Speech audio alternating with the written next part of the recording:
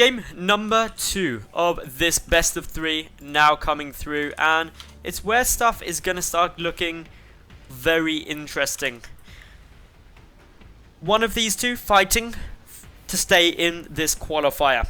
The other wanting to get a nice 2-0 victory in order to advance into that round of 16. Spawning in the top left hand position, representing Team Property, we've got Mekar. And to the top right, his opponent, the Green Zerg, representing Team Dignitas, currently 1-0 up, Tefel. Tefel, if he wins this, he advances on to face Demaga. Mekar, if he wins this, takes us to the ace game. Tefel just going for an extractor trick, nothing crazy. No, we saw the little 11 out of 10 there, but don't worry. It's all safe and it's all sound. Mekar, meanwhile, not doing anything insane either. Just that pylon down. Could be a gate expand. Should be a gate expand on this map, but he's actually going for the forge. Okay. Potential cannon rush shenanigans. Now, cannon rushes against a lot of Zerg are really good, especially on this map, because some Zerg players will be greedy and will try and hatch first. However, Tefel is not that Zerg. Tefel, you can almost guarantee every game, without fail, he will get a 14 pull on. It's what Tefel does. Tefel is also super cautious about cannon rushes. And any kind of early cheese. He's going to see the probe come through. This shouldn't be too much of a worry for him yet. But he checks around quickly now. He already suspects something might be up. He's like, okay, what are you doing? And that's because this Overlord's coming in and saying, okay, nothing there.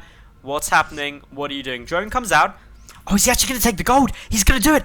Okay, this is awesome. He goes to the gold base. This is super cute. By doing this gold base, what we've got Tefel doing is basically saying, you can try and cannon rush me, but I don't think he's going to check there. Without the natural coming down, Mekar... Okay, Mekar is going over. Tefel needs to make sure he makes some lings. But he's not going to. This is brave. Very brave. Mekar sees it. He's not going to try and cannon rush. Okay, so it's just the forge fast expand now from our property player. He's just keeping a close eye on everything that's coming. The drone on its way over as well, just in case something bad was happening. 2 lings now on their way. And Tefel is going to be mighty happy with himself, because his natural base has been delayed a little bit because of this, but with his build order, that's not a huge problem. He's going to get his gold base. Good times. Less drones, more income.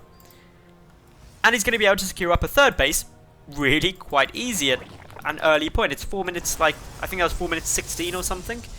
So, earlier timing there, all nice, and should be in a prime position to prevent Mekar getting too much of an economic advantage, if any economic advantage at all. Cybercore now on its way, but Tefel droning heavily.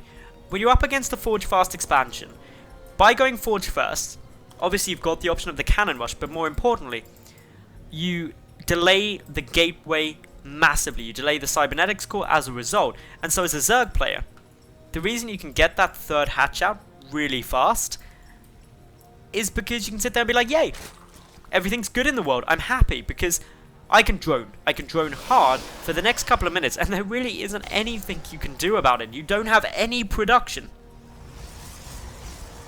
There is nothing that you can do as a Protoss player to punish that.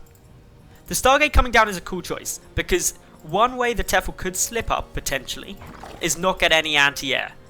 It can be a problem, and it's something that Zerg players do often do. They think that their queens, because they attack air, will be fine. But one queen against, say, one oracle doesn't trade well. If Phoenix come out, that can cause a problem. And especially at this gold base, it's going to be quite awkward to wall it off with spores, because there's a lot of space these Phoenix can get around, a lot of different ways and avenues they can poke in at. Basically, the whole base is exposed by air, so you'll need 3 spore crawlers probably to keep it entirely safe. Meanwhile, Tefel, he's just going for that Roach-Run, getting a second gas now, and a third. 3 gases mean a lot of roaches, and probably quite an early lair. A Spine Crawler also coming down. I love this Spore Crawler positioning as well. Has he actually scouted that the Stargate's coming? No. It's going to be some Phoenix. Not too much of a threat, really, to Tefel at the moment. The Robo coming down off the back of this. The lair on its way, but this should now be from Tefel, with 4 gases on its way. Most likely with this Roach one, some kind of either big Roach timing or a Roach Hydra play. And we all know that Tefel loves his Roach Hydra. When he sees the Phoenix, he may actually opt for just a Hydra really fast and go Ling Hydra. It's a good way to go because by getting the Stargate out, you massively delay any kind of splash tech you've got in either the Colossi or High Templar, which is really the only weakness that Ling Hydra has against Protoss. So it is a viable strategy to go. But these Phoenix have yet to be revealed. Mekar, just finishing up his robotics facility now, going to be keeping an eye on what he decides to get out of that. Whether he gets some Immortals. By the rally point, I suspect Immortals will be on the way. But now the Phoenix have been seen right on cue. Hydrogen coming down. And Tefel just going to be quite happy, keeping his Queens by his Spores, trying to zone out those Phoenix. His natural base is the most vulnerable, but there's only 3 Phoenix at the moment, so they aren't terrifying. A second Spore Cooler going to be required. And so Tefel will lose 4 drones at the moment, but that isn't a devastating loss for him. Robotics Bay coming down, and because of the natural progression from a Zerg to go into Ling Hydra, getting this fast Colossus tech is a really good move. If you can get 2 Colossi out, you can actually hold off Ling Hydra at your natural base really, really well. Because you can zone a lot of them out with force fields, just carve up into bite-sized chunks, and there isn't too much that a Zerg player can do to really try and punish it. Couple of Roaches, just taking some damage, but there's a lot more of their friends pushing in now.